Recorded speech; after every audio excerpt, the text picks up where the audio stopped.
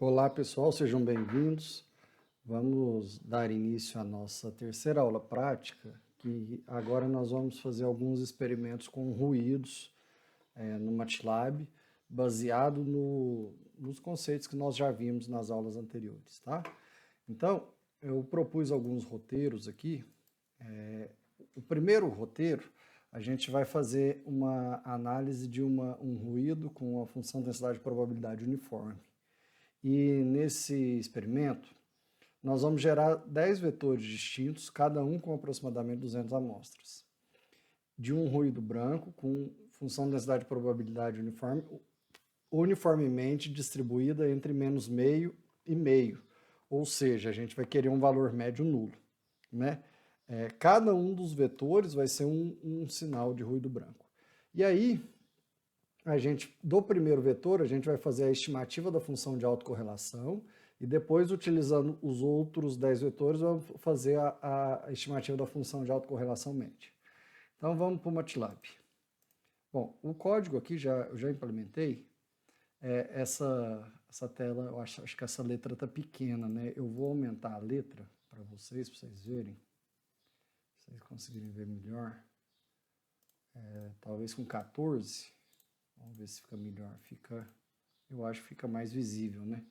Bom, se não tiver, legal, vocês me avisam depois, ou então dá um pause no vídeo para copiar aí. Então tá aqui. Criamos a primeira variável vetores, 10 vetores com 200 amostras, e eu setei o limite inferior e superior do jeito que foi pedido, menos meio mais meio. Por que precisa desse limite inferior e superior? Porque se a gente for aqui no help, para gerar um ruído aleatório, a gente usa a função rand, né? Então, fazendo um help rand, aqui, ó, ele vai dar alguns exemplos para a gente de como aplicar isso. Ó. Então, para gerar ruídos de distribuição uniforme no intervalo A e B, a gente tem que usar essa expressão aqui, ó, de menos meio a meio, então é menos meio, mais essa diferença entre meio e menos meio, que isso aqui dá 1, né, vezes o rand, sendo que o rand aqui é o tamanho, essas variáveis que a gente passa aqui dentro são as dimensões do vetor. Então vamos lá. Limite inferior, do jeito menos meio, mais limite superior menos o limite inferior dentro do parênteses, vezes o rand, estamos passando parâmetro amostras, né, que são 200 amostras por 1. Então, depois, para calcular a função de autocorrelação, a gente usa a função xscore. Xscore, ela pode ser, a gente pode passar, xscore é correlação cruzada, né? Se a gente passar 2 parâmetros para a função, deixa eu mostrar para vocês no help aqui, ó. Help xscore.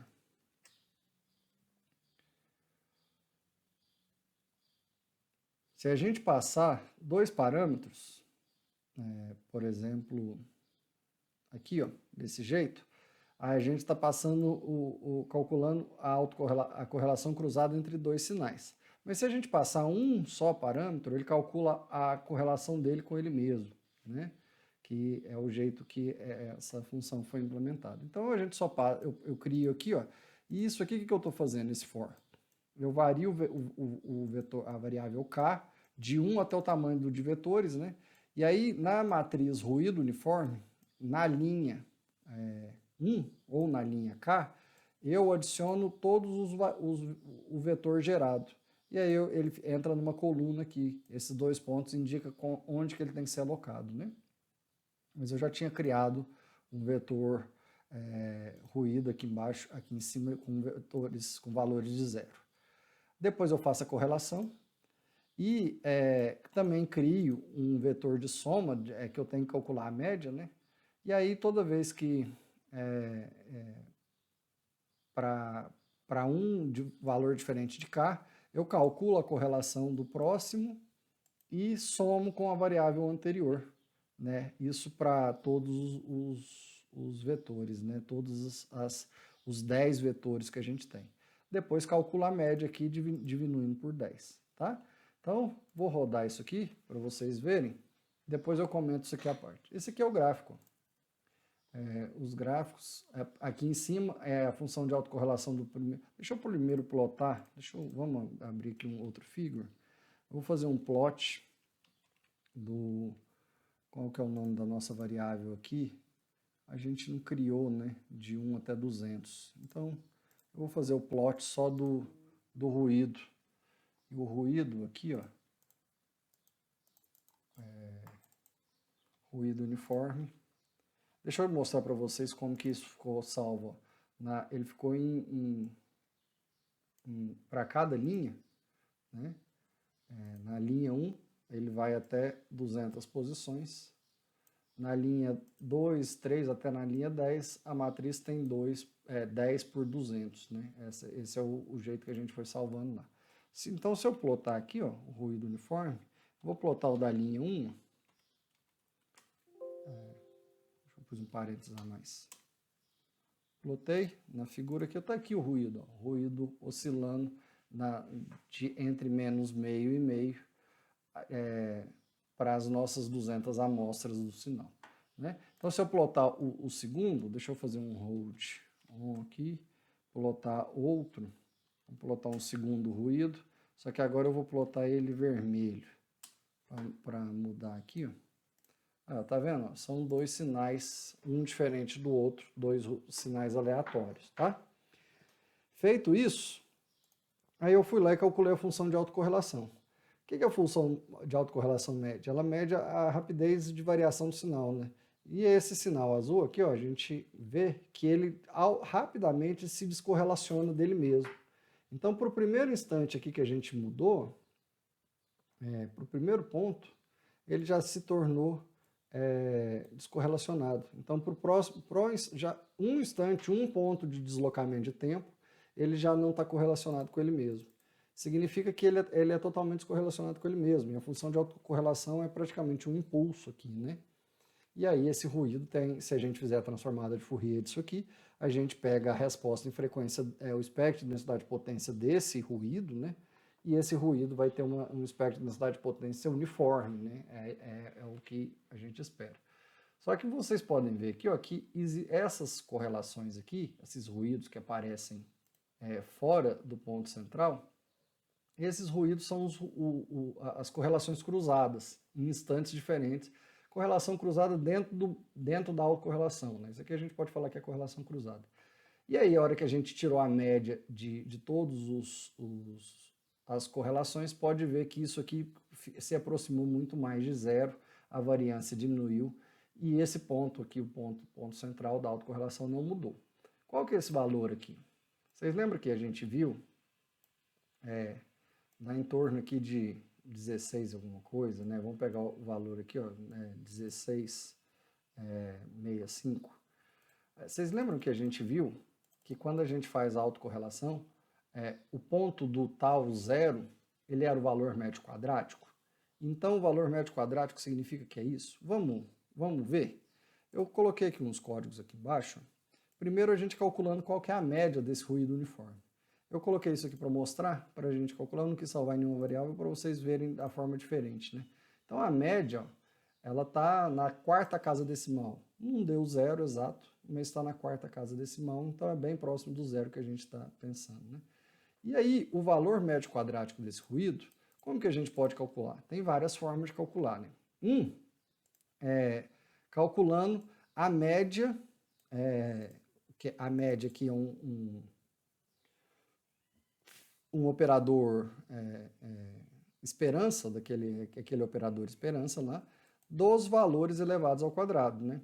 Isso equivale se a gente tem média zero, que é o nosso caso, né?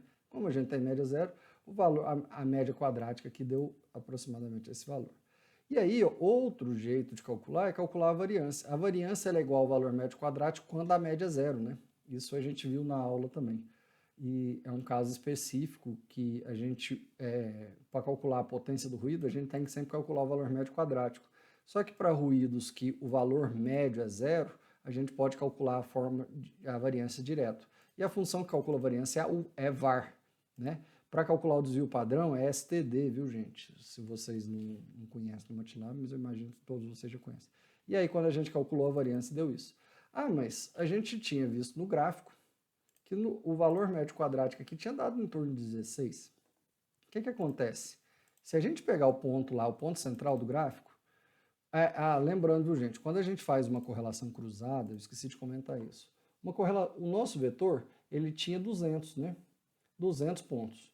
Quando a gente faz a correlação cruzada, usa a função x-core, que é essa aqui, ó, o número de pontos do vetor resultante do x-core, como tem uma varredura até os dois vetores passarem desde o ponto inicial até o último ponto dos dois, né? O número de pontos da correlação dobra. Dobra menos 1, viu? Então, a gente agora, antes tinha um vetor de 200, então o resultado da correlação é um vetor de 399, que é 400 menos 1, menos o último ponto, né?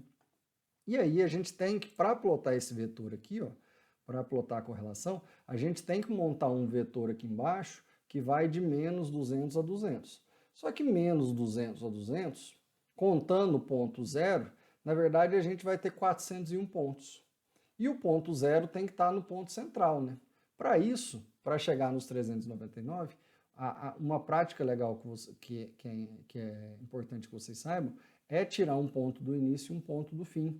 Desse jeito que eu construí esse vetor aqui, ó. Então, o vetor x, ó, o eixo x, ele é o tamanho das amostras negativas, né? Menos 200 mais 1, ou seja, menos 199, até 199. E o ponto central desse fator é o zero, né? Por isso que isso aqui deu certinho. Então, esse vetor aqui tem que ser construído dessa forma para a gente plotar a correlação. Depois eu comento com vocês. E aí, eu fui lá e peguei o ponto central. O ponto central, a autocorrelação na posição central, em amostras, é essa aqui, ó. O valor central era o 16 alguma coisa que a gente tinha visto lá no gráfico. Como que isso aqui significa o valor médio quadrático se na função está dando isso? Na prática, quando a gente faz essa autocorrelação, a gente não está dividindo pelo número de pontos. Por quê? Isso significa fazer a multiplicação a correlação cruzada, pelo menos quando não tem atraso, quando não tem deslocamento, ela é a mesma coisa de fazer a multiplicação entre o vetor com ele mesmo e somar tudo. Se eu fizer isso, ó, ruído uniforme, ponto asterisco, eu estou fazendo a multiplicação dele com ele mesmo. E somar todos esses valores, isso aqui, ó, eu estou criando um vetor, na verdade estou elevando ao quadrado, eu poderia elevar ele ao quadrado também. E somar todos os valores, vai dar o mesmo valor. Se eu fizer isso aqui elevando ao quadrado, ponto elevado ao quadrado, é a mesma coisa também, certo? Então, a autocorrelação, ela está fazendo essa conta. Só que isso aqui, ela não levou em consideração o número de pontos. E aí, o número de pontos no cálculo da variância, a gente divide pelo número de pontos, né? Então, se a gente pegar esse valor aqui, ó, que é o valor de pico lá, né? E dividir pelo número de amostras, aí dá exatamente a variância ou valor média quadrática que a gente tinha visto calculado anteriormente, certo? É isso que a gente fez aqui. Então tem vários jeitos e aí eu consigo mostrar aqui para vocês o que a gente já tinha visto na teoria, né? Então para plotar a figura, aqui eu já ploto a figura desse jeito, os dois plots, né? Eu uso um subplot. Só que, olha a figura de cima. A figura de cima, vocês podem ver que as legendas estão mais... os labels, x-labels e y-label, eles estão menores. E a curva não... deixa eu tirar esses códigos aqui e vou... Opa! Vou mostrar para vocês. Esses códigos aí são códigos que eu gosto. Vou usar esse aqui para passar mais um pouquinho de conhecimento para vocês para o MATLAB. Olha como que a figura é. Ela é bem fininha, as letras não são tão visíveis, o fundo é cinza, que é uma característica das todas as figuras que a gente normalmente vê no MATLAB, né? E aí, para vocês mudarem isso por linha de comando, vou ensinar aqui, ó. Primeiro essa aqui, ela muda o fundo que era cinza, eu vou mudar ele para branco. Então eu rodei esse código aqui e a figura ficou branca. Agora, se eu quiser mudar o tamanho da fonte desses negócios, os ticks, né? Pode ser usado isso aqui, que ele aumenta o tamanho da fonte. Aí aumentou só da figura de baixo. Para fazer isso para a figura de cima, eu teria que rodar esse código aqui em cima também, né? E a última aumenta o tamanho da linha, essa linha interna aqui, para ficar uma plotagem mais... plotagem é feio, né? Mas ficar uma figura mais visível, olha, pode ver que ela engrossou, né? Ela ficou mais visível. E isso aqui melhora muito, principalmente quando vocês forem fazer figuras para imprimir, sabe? Para colocar. Esse último comando aqui, gente, é um print para vocês salvarem essa figura aqui por linha de comando, não ter que vir aqui, save as e tal. Vocês podem usar essa figura. Esse aqui é um comando aqui que eu demorei muito tempo para aprender, mas ele é legal por quê? Porque você escolhe qual que é o formato que você quer imprimir. Eu uso o TIFF, porque o TIFF é um formato sem compressão, né? Então ele vai salvar essa figura aqui como TIFF. Esse R400, 400 significa quantos dpi's eu quero que tenha a imagem gerada, né? E aqui é o nome do arquivo. Então, com um único comando, você evita de ficar clicando Save As para todas as figuras. Então, eu não vou rodar isso aqui porque não tem necessidade aqui, certo? Então aqui terminamos o roteiro 1, deixa eu dar uma olhadinha no tempo, já está com 16 minutos. Vou encerrar esse vídeo aqui dessa aula prática e a gente faz o roteiro 2 no próximo vídeo. Um abraço e até lá.